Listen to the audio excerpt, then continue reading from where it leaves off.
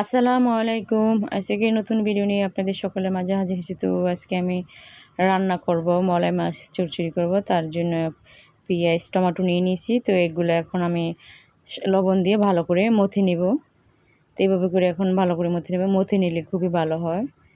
আমি একসাথে মাখিয়ে রান্না করব, তার জন্য এভাবে মথে নিয়েছি। তো এখন আমার প্রায় মথা হয়ে গেছে। তো এখন আমি সাথে মাছগুলো দিয়ে দিব। তো হলুদ দিয়ে দিছি, হলুদ মরিচ দিয়েছি, সাথে তেল দিয়ে দিছি। তো এগুলো দিয়ে এখন ভালো করে মেখে নিব। তো এভাবে করে এখন আমি মথে নিচ্ছি আবারও। তো এখন আমার প্রায় মাখা হয়ে গেছে। তো কিছু কাঁচামরিচ দেবো, তার জন্য আমি এখন গাছের থেকে কিছু কাঁচামরিচ পায়রা নিয়েছি। যেগুলো বাতি হয়েছে লাল, ওগুলো আমি দিয়ে রান্না করব। তো আমি কাঁচামরিচ দিয়ে দিছি। তো এখন আমি চুলাতে রান্না বসাই দিছি। তো সাথে সামান্য একটু আদা রসুন বাটা দিয়ে দিছি। তো এভাবে দিয়ে এখন ভালো করে নেড়ে চেড়ে কষিয়ে নিব। তো এখন আমার প্রায় কষানো হয়ে গেছে। তো এখন আমি ঝোলের জন্য পানি দিব। আমার যতটুকু পানি দেওয়ার দরকার ততটুকু আমি পানি দিয়ে দিছি।